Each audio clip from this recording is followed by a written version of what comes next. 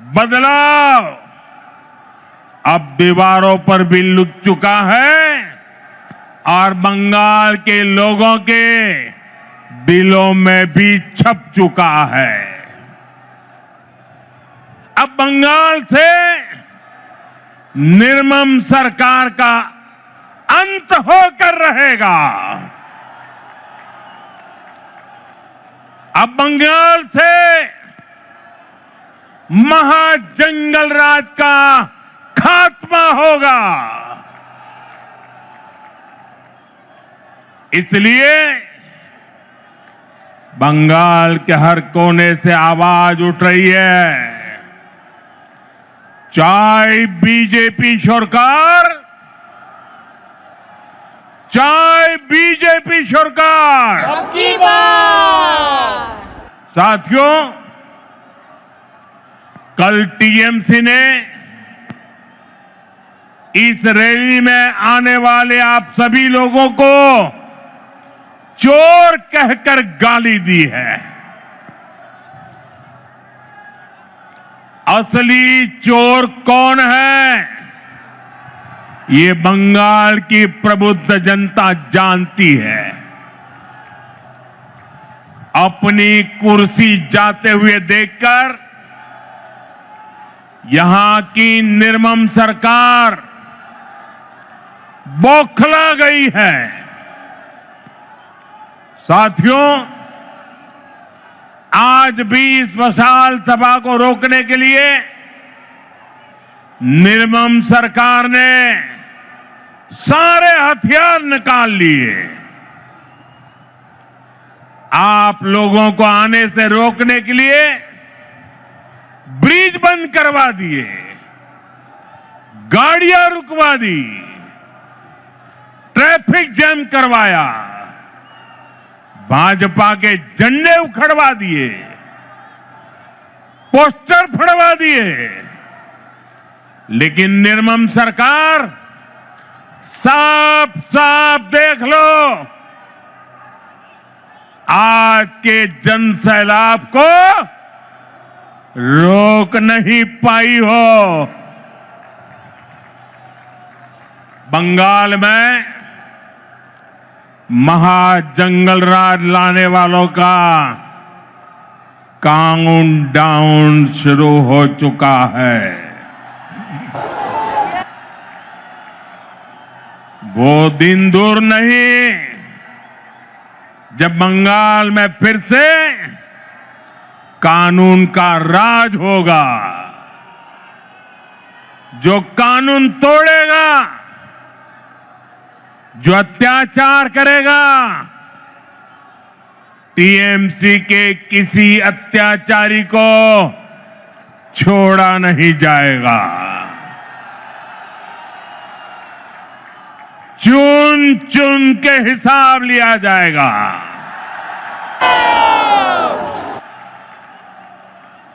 भाइयों बहनों, यहां की निर्मम सरकार चाहे अब जितना जोर लगा ले, परिवर्तन की इस आंधी को अब निर्मम सरकार रोक नहीं पाएगी। भाजपा के साथ, एनडीए के साथ महिषासुर मर्दिनी का आशीर्वाद है। श्री रामकृष्ण परमहंस, स्वामी विवेकानंद, नेताजी सुभाष चंद्र बोस, ऋषि बंकिम चंद्र, गुरुदेव रविंद्रनाथ टैगोर, ईश्वर चंद्र विद्यासागर, बागा जतीन और खुदीराम बोस, डॉक्टर श्यामा प्रसाद मुखर्जी, लोक माता रानी रोशमनी, ऐसी सभी महान विभूतियों ने जिस बंगाल की परिकल्पना की थी, भारतीय जनता पार्टी की सरकार उस बंगाल का निर्माण करेगी, नवनिर्माण करेगी। साथियों, बंगाल का विकास नेक नियत से होगा, सही नीतियों से होगा। बंगाल में अभी हमारी सरकार नहीं है, लेकिन फिर भी केंद्र सरकार के जरिए बीजेपी दिन रात बंगाल के विकास में लगी हुई है। आज भी अभी मैंने 18,000 करोड़ रुपए 18,000 करोड़ रुपए से अधिक की परियोजनाओं का उद्घाटन और शिलान्यास किया है। अभी 18,000 करोड़ कितना 18,000 करोड़ कितना 18,000 करोड़ कितना 18,000 करोड़। 4 दिन पहले ही कैबिनेट ने पश्चिम बंगाल के लिए मल्टी ट्रैकिंग प्रोजेक्ट को भी मंजूरी दी है। ये सभी प्रोजेक्ट पश्चिम बंगाल में कनेक्टिविटी को बेहतर बनाएंगे। इसका फायदा यहां के सामान्य मानवी, किसान, व्यापारी और स्टूडेंट्स को मिलेगा। भाइयों बहनों, यहां की निर्मम सरकार ने बंगाल के युवाओं को पलायन का अभिशाप दिया है। आप सब जानते हैं, बंगाल के युवा प्रतिभा और हुनर में सबसे आगे है। बंगाल के युवा मेहनत करने में सबसे आगे है। बंगाल एक समय पर पूरे भारत के विकास को गति देता था। बंगाल व्यापार और उद्योगों में सबसे आगे था, लेकिन आज हालत क्या है? यहां का युवा ना डिग्री ले पा रहा है और ना ही उसे रोजगार मिल रहा है। आपके बेटे बेटियों को काम की तलाश में दूसरे राज्यों में पलायन करना पड़ता है। साथियों, पहले कांग्रेस, फिर कम्युनिस्ट और अब टीएमसी, ये लोग एक के बाद एक आते रहे, अपनी जेबें भरते रहे और बंगाल में विकास के काम ठप पड़े रहे। इंफ्रास्ट्रक्चर के मामले में हमारा बंगाल पीछे होता चला गया। उद्योग धंधे बंद होते चले गए। यहां टीएमसी सरकार में नौकरियां खुलेआम बेची जा रही है। भर्तियों में घोटाले हो रहे हैं। अब समय आ गया है, अब समय आ गया है, ये हालात बदले। बंगाल के युवाओं को बंगाल में काम मिले। ये नौजवान बंगाल के विकास का नेतृत्व करें। এই স্বপ্ন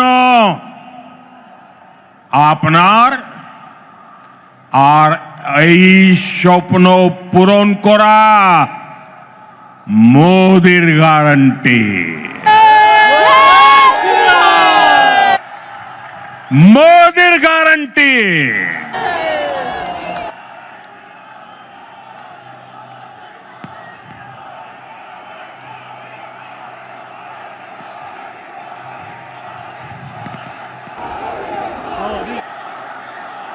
मोदी मोदी मोदी मोदी मोदी मोदी मोदी मोदी मोदी मोदी मोदी मोदी मोदी मोदी मोदी मोदी मोदी मोदी।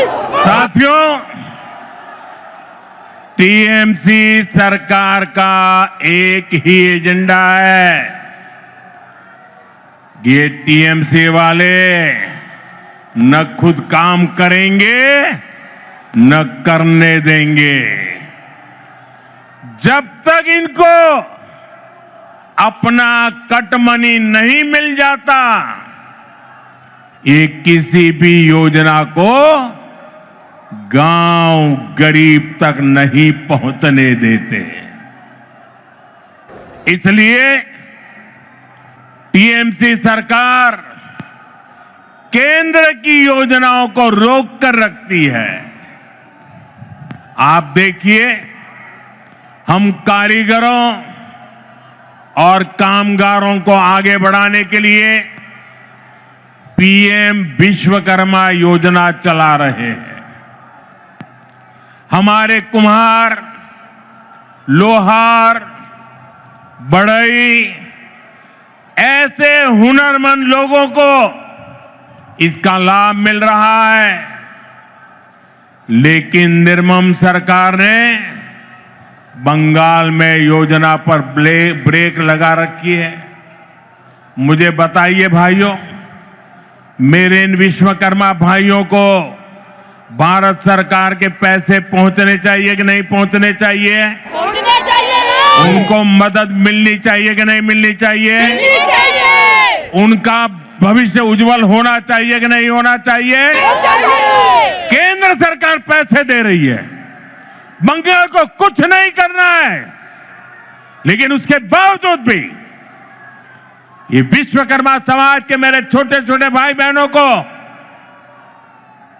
उसे वंचित रखा जाता है। साथियों, देशवासियों को मुफ्त बिजली देने के लिए हमने पीएम सूर्यघर मुफ्त बिजली योजना शुरू की है। केंद्र की भाजपा सरकार इसके लिए हर लाभार्थी को 75 से 80 हजार रुपया देती है। आपको, बंगाल के मेरे भाई बहनों को, हर परिवार को मोदी सरकार 75 से 80 हजार रुपया देती है। जो लाभार्थी पीएम सूर्यघर मुफ्त बिजली योजना से जुड़ता है, उसके घर का बिजली बिल 0 हो जाता है। लेकिन बंगाल सरकार इसे भी लागू नहीं होने दे रही। आप मुझे बताइए, आपका बिजली बिल 0 होना चाहिए कि नहीं? बिजली बिल 0 करने के लिए मोदी की मदद मिलनी चाहिए कि नहीं मिलनी चाहिए? मिलनी चाहिए। जो इसे रोकते हैं वो आपके दुश्मन है कि नहीं है? बंगाल के दुश्मन है कि नहीं है? हर परिवार के दुश्मन है कि नहीं है? साथियों, बंगाल के विकास में चाय बागानों और उनमें काम करने वाले श्रमिकों की बड़ी भूमिका है। लेकिन चाय बागानों के श्रमिकों को पीएम चाय श्रमिक प्रोत्साहन योजना का लाभ नहीं मिल रहा है। मुझे बताइए, चाय बागान के मेरे श्रमिकों को ये लाभ मिलना चाहिए कि नहीं मिलना चाहिए? मिलना चाहिए। उनको मदद मिलनी चाहिए कि नहीं मिलनी चाहिए? मिलनी चाहिए। केंद्र सरकार की इस योजना में बंगाल सरकार रोड़े अटका रही है। साथियों, आप सबने देश भर में पीएम आवास योजना की सफलता के बारे में सुना है। दुनिया के लोग भी जब सुनते हैं ना, अचरज करते हैं।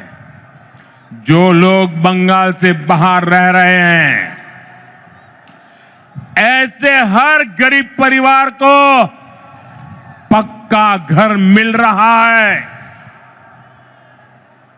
लेकिन यहां क्या हुआ? योजना का नाम बदल दिया गया, लाभार्थियों की सूची में गड़बड़ की और जिन गरीबों को घर मिलना चाहिए था, वे आज भी इंतजार कर रहे हैं। ईमानदारी से, ट्रांसपेरेंसी से बंगाल के गरीबों को पक्का घर मिलना चाहिए कि नहीं मिलना चाहिए? मिलना चाहिए। ये टीएमसी सरकार मिलने देगी क्या? नहीं।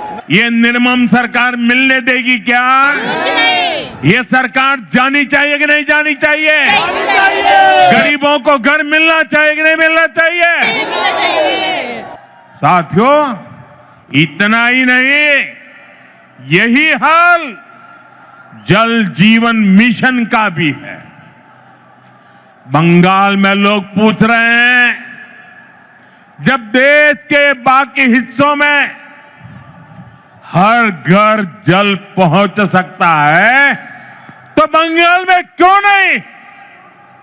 भाइयों बहनों, केवल बिजली, पानी, सड़क और घर, इसकी बात नहीं है। ये टीएमसी सरकार अपनी स्वार्थी राजनीति की वजह से आयुष्मान योजना को लागू नहीं कर रही है। देश के करोड़ों लोग इस योजना के तहत 5 लाख रुपए तक के मुफ्त इलाज का लाभ उठा रहे हैं। मुझे बताइए, गरीबों को बीमारी में 5 लाख रुपए तक की मदद पहुंचनी चाहिए कि नहीं पहुंचनी चाहिए? मोदी दे रहा है, मिलनी चाहिए कि नहीं मिलनी चाहिए? मिलना चाहिए। ये टीएमसी सरकार बीमार लोगों की भी दुश्मन है कि नहीं है?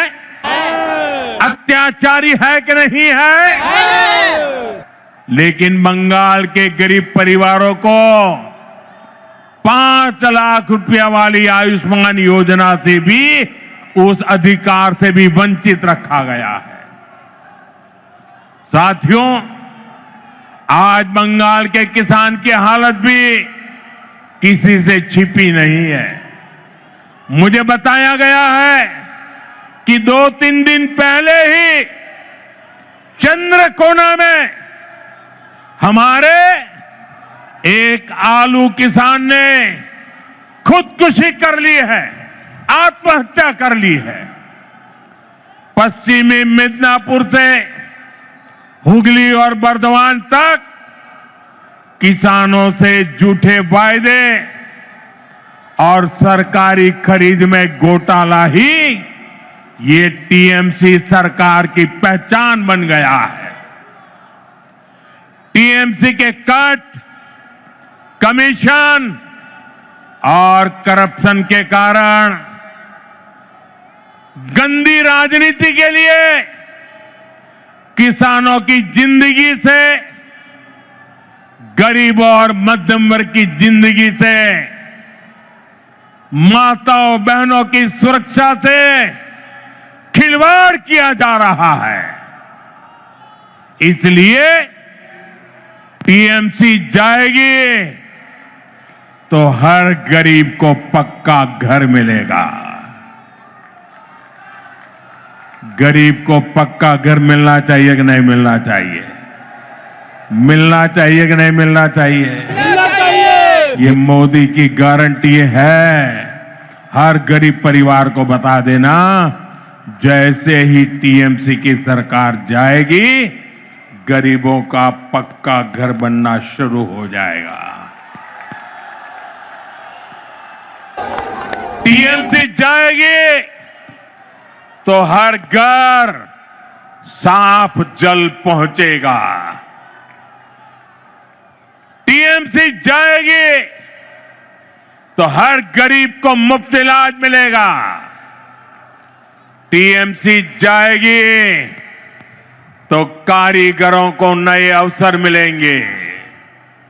टीएमसी जाएगी तभी बंगाल में सुशासन आएगा। साथियों, हमारे बंगाल ने आजादी के बाद विभाजन सहा, विभाजन की आग देखी, मजहबी दंगे देखे, बाद के दशकों में अस्थिरता देखी, घुसपैठ का दौर देखा, रक्तपात सहा। इस सब की सबसे बड़ी भुक्तभोगी अगर कोई थी तो बंगाल की माताएं, बहनें, बेटियां, बंगाल की महिलाएं थी। लेप की सरकार में अपहरण, हत्या, बलात्कार का वह दौर कोई नहीं भूल सकता। इसलिए बंगाल के आप लोग लेप को हटाकर बड़ी आशा के साथ टीएमसी को लेकर आए। आपने टीएमसी पर भरोसा किया, लेकिन टीएमसी ने लेप के गुंडों और माफियाओं को ही अपनी पार्टी में भर्ती कर लिया। आज बंगाल में अपराधियों को खुली छूट है। आए दिन बहन बेटियों के खिलाफ दिल दहलाने वाले अपराध होते हैं। बंगाल का कोई इलाका ऐसी घटनाओं से अछूता नहीं है। आप याद करिए, कॉलेज परिसर में दुष्कर्म की घटना, नाबालिग बेटियों से दुष्कर्म के मामले, टीएमसी कार्यालय में महिला से बलात्कार, 7-8 साल की बच्चियों से बलात्कार के खौफनाक कुकृत्य, कहीं आदिवासी बेटी के साथ दुष्कर्म, ऐसे ज्यादातर मामलों में अपराधी कोई न कोई टीएमसी का नेता होता है या टीएमसी से जुड़ा होता है। साथियों, यहां निर्मम सरकार खुलेआम बलात्कारियों को संरक्षण देती है। अपराधियों को बचाने की पूरी कोशिश की जाती है। आप मुझे बताइए, अपराधियों को बचाया जाता कि नहीं बचाया जाता? बलात्कारियों को बचाया जाता कि नहीं बचाया जाता? संदेश खाली की वो तस्वीरें और टीएमसी का रवैया,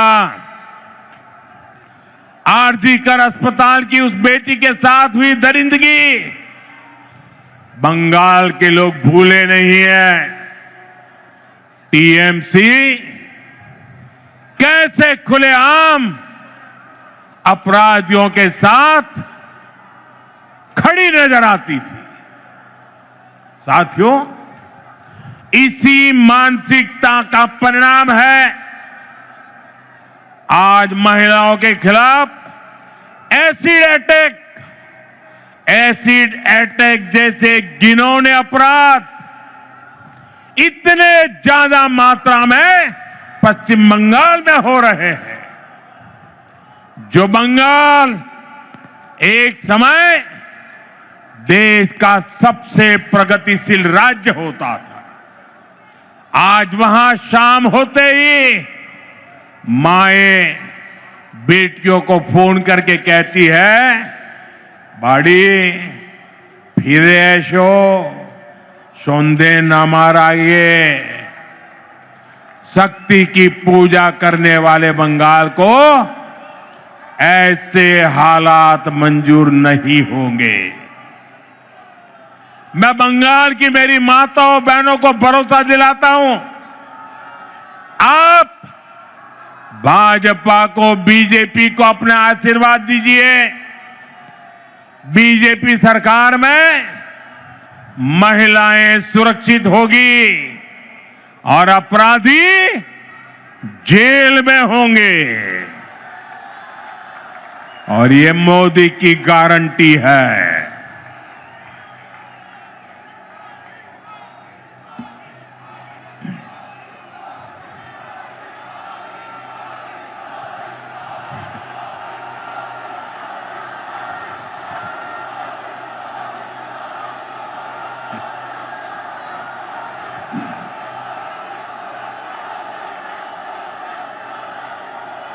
साथियों, टीएमसी सरकार गुंडों और अपराधियों की बैसाखी पर चलती है। रंगबाजी और कटमनी ये टीएमसी की कमाई का जरिया है। ये लोग जानते हैं, जिस दिन बंगाल के लोग खुलकर सामने आ गए, टीएमसी की विदाई पक्की है। और मैं ये दृश्य देख करके कह सकता हूं, अब टीएमसी को बचाने वाला कोई नहीं बचा है।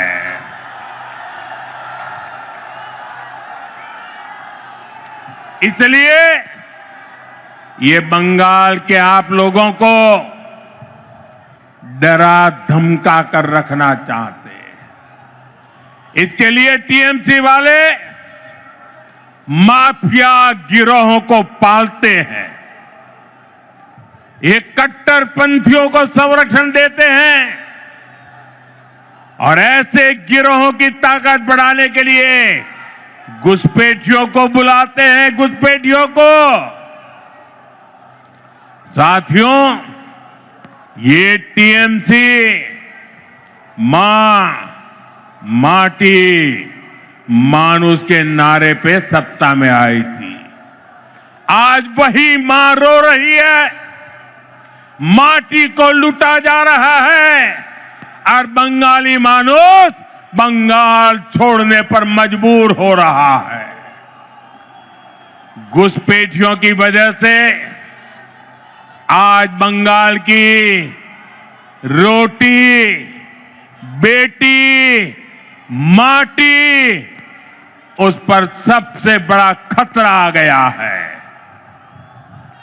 ये लोग बंगाल के लोगों का रोजगार छीन रहे हैं। हमारी बहन बेटियों की सुरक्षा खतरे में पड़ गई है और बंगाल के लोगों की जमीनों पर, बंगाल की माटी पर इन घुसपैठियों का कब्जा दिलवाया जा रहा है। इसका परिणाम आज सबके सामने है।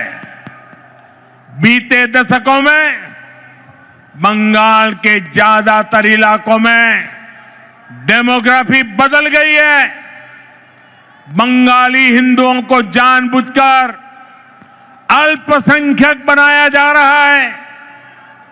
तुष्टीकरण का ऐसा खुला खेल, जब शरणार्थी हिंदुओं को नागरिकता देने की बात होती है तो पूरी टीएमसी उसका विरोध करती है।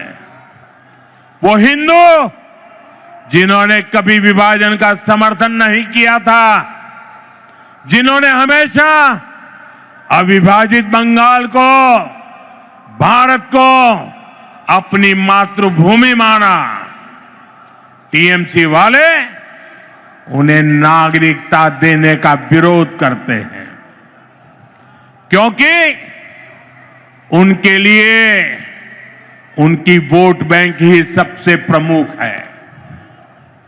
वो हिंदुओं को तो अपनी वोट बैंक नहीं समझते, उनसे उनके आपराधिक गिरोह नहीं बढ़ते, इसलिए ये लोग एसआईआर का भी विरोध करते हैं ताकि घुसपैठियों के नाम वोटर लिस्ट से हट न जाए, वोटर लिस्ट शुद्ध न हो जाए। और ये तो ऐसे लोग हैं जिनकी मृत्यु हो चुकी है, उनके भी नाम निकालने के लिए तैयार नहीं है। भाइयों बहनों, डेमोग्राफी के इस खतरनाक बदलाव ने आज बंगाल को असुरक्षित बना दिया है और अब तो यहां खुलेआम धमकी दी जा रही है। कहा जा रहा है एक खास कम्युनिटी वाले मिलकर आप लोगों को खत्म कर देंगे। संविधान की कुर्सी पर बैठकर ऐसी धमकी, करोड़ों बंगाली लोगों को खत्म करने की बात आपके मुंह में शोभा नहीं देती है। मैं पूछना चाहता हूं, वो कौन लोग हैं जो टीएमसी सरकार के इशारों पर करोड़ों लोगों को खत्म कर देंगे? साथियों, धमकाने डराने की इस राजनीति को टीएमसी ने इसे अपना हथियार बना लिया। चुनाव में वोटरों को धमकी, सरकार की नीतियों के आलोचकों को धमकी, मीडिया को धमकी, विपक्ष को धमकी। ये बंगाल में खौफ का कैसा माहौल बनाकर रखना चाहते हैं, ये पूरे देश को जानना चाहिए। ये लोग कहते हैं तृणमूल को जिसका वोट नहीं, टीएमसी को जिसका वोट नहीं, तो वो बंगाली नहीं। तृणमूल को वोट नहीं तो सरकार योजना का उसे लाभ नहीं, तृणमूल को वोट नहीं तो घरों में बिजली पानी नहीं, टीएमसी सिंडिकेट के जरिए नहीं जाओगे तो कोई सप्लाई नहीं। लेकिन साथियों, मैं टीएमसी को याद दिलाना चाहता हूं, टीएमसी की गुंडागर्दी के दिन अब खत्म होने जा रहे हैं।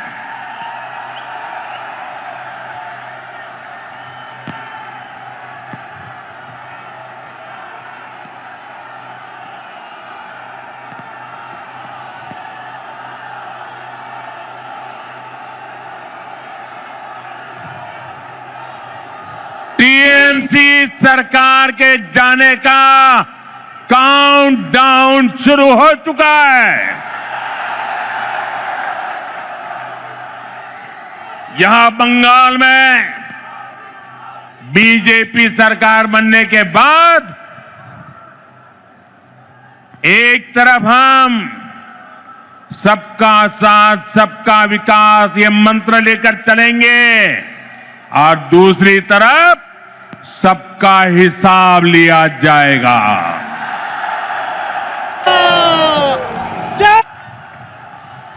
टीएमसी को वो गुंडों, ये टीएमसी के वो गुंडे जो आपको डराते हैं, बीजेपी सरकार में उनके डर भरे दिन शुरू होना तय है। बीजेपी सरकार में खौफ हर अपराधी को होगा, खौफ हर घुसपैठियों को होगा, खौफ तुष्टीकरण की राजनीति करने वालों को होगा, क्योंकि कानून अपना काम करेगा, कानून का राज आएगा। ऐसे लोगों को मुंह छिपाने की जगह नहीं मिलेगी। ऐसे अपराधियों को सिर्फ एक ही जगह होगी, एक ही जगह होगी, जेल, जेल, जेल। साथियों, बंगाल की निर्मम सरकार में आज सबसे ज्यादा प्रताड़ित यहां का दलित, आदिवासी और हमारे गरीब भाई बहन है। आदिवासी समाज के साथ कैसा अन्याय होता है ये किसी से छिपा नहीं है, लेकिन अब तो टीएमसी सरकार इन्होंने सभी सीमाएं लांघ दी है। आप देखिए, अभी कुछ दिन पहले हमारे देश की महामहिम राष्ट्रपति, आदिवासी समाज की बेटी आदरणीय द्रौपदी मुर्मू जी बंगाल आई थी। उन्हें संथाल आदिवासी परंपरा के पावन उत्सव में शामिल होना था, लेकिन अहंकार में डूबी इस निर्मम सरकार ने न केवल उस कार्यक्रम का बहिष्कार किया, बल्कि उसे पूरी तरह बदइंतजामी के हवाले कर दिया। क्योंकि एक आदिवासी बेटी इतने बड़े पद पर है, टीएमसी वालों को उनका सम्मान मंजूर नहीं हुआ। द्रौपदी मुर्मू जी, जो हमेशा अपनी सरलता के लिए जानी जाती है, उन्हें खुद बड़े दुखी मन से खेद व्यक्त करना पड़ा। भारत के राष्ट्रपति को अपनी तकलीफ बतानी पड़ी। टीएमसी वालों को ये याद रखना पड़ेगा, उन्होंने केवल द्रौपदी मुर्मू जी का अपमान नहीं किया है, उन्होंने करोड़ों आदिवासियों का अपमान किया है। उन्होंने करोड़ों महिलाओं के सम्मान को ठेस पहुंचाई है। उन्होंने देश के सर्वोच्च पद की गरिमा को ठेस पहुंचाई है। इन्होंने भारत के संविधान का अपमान किया है। इन्होंने बाबा साहब आंबेडकर का अपमान किया है। और इसका जवाब बंगाल के लोगों से टीएमसी को मिलने वाला है, निर्मम सरकार को मिलने वाला है। साथियों, टीएमसी सरकार ने बंगाल को पूरी तरह से अराजकता के हवाले कर दिया है। संवैधानिक व्यवस्थाओं पर आए हर दिन हमले करने के वो रास्ते खोजते रहते, हमले करते रहते। पिछले कुछ महीनों में आपने देखा है, जब भी चुनाव आयोग निष्पक्ष चुनाव सुनिश्चित करने के लिए कदम उठाता है, मतदाता सूची की शुद्धि की कोशिश करता है, तब टीएमसी उसके खिलाफ हमला करने लगती है। जो संस्था स्वतंत्र और निष्पक्ष चुनाव कराने के लिए जिम्मेदार है, उसी की विश्वसनीयता पर सवाल खड़े किए जाते हैं। ऐसा ही व्यवहार देश की सेना को लेकर दिखाई देता है। जब 2019 में भारतीय वायुसेना ने बालाकोट में आतंकवादी ठिकानों पर निर्णायक कार्रवाई की, तब टीएमसी ने देश की वायुसेना से कार्रवाई का सबूत मांगा। साथियों, यहां राज्य सरकार पुलिस को स्वतंत्र रूप से जांच करने नहीं देती। जब राष्ट्रीय एजेंसियां टीएमसी सरकार के भ्रष्टाचार या गंभीर अपराधों की जांच करना चाहती हैं, तो उन्हें भी रोकने की कोशिश होती है। अब जरा सोचिए, न्याय के लिए लोग आखिर कहां जाएंगे? साथियों, तृणमूल वाले यही अराजकता दिल्ली तक फैलाने की कोशिश करते हैं। आपने संसद में भी देखा है, सदन के भीतर कैसे कागज फाड़े जाते हैं, कैसे बहस को रोका जाता है, कैसे सदन की कार्यवाही को बाधित किया जाता है। देश टीएमसी की शर्मनाक हरकतें देखकर हैरान होता है। साथियों, बंगाल के प्रबुद्ध लोग अब इस अराजकतावादी सरकार के खिलाफ संकल्प ले चुके हैं। इस अराजक सरकार को उखाड़ फेंकने का काम इसी धरती के लोग करने वाले हैं। साथियों, आज यहां जो जनसैलाब उमड़ा है, ये पश्चिम बंगाल की जागती हुई चेतना है। ये उस बदलाव की आहट है जिसका इंतजार वर्षों से किया जा रहा है। पश्चिम बंगाल में दार्जिलिंग की पहाड़ियों से लेकर सुंदरबन के द्वीपों तक, उत्तर बंगाल के चाय बागानों से लेकर कोलकाता की गलियों तक, आज हर जगह पर एक ही चर्चा है, बदलाव चाहिए और ये बदलाव अब होकर रहेगा। साथियों, बंगाल की आत्मा कभी हार मानने वाली नहीं है।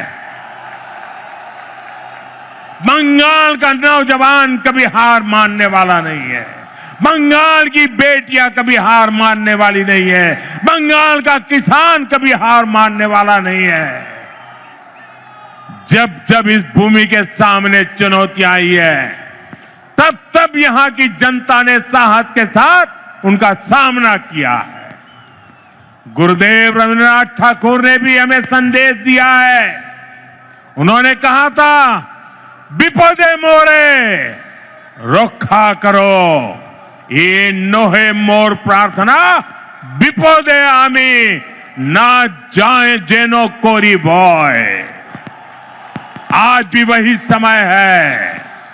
कुछ लोग आपको डराने की कोशिश करेंगे, कुछ लोग कहेंगे कि बदलाव संभव नहीं है, लेकिन याद कर रहिए और याद जरूर रखें, जब जनता ठान लेती है तो कोई भी ताकत उसे रोक नहीं सकती।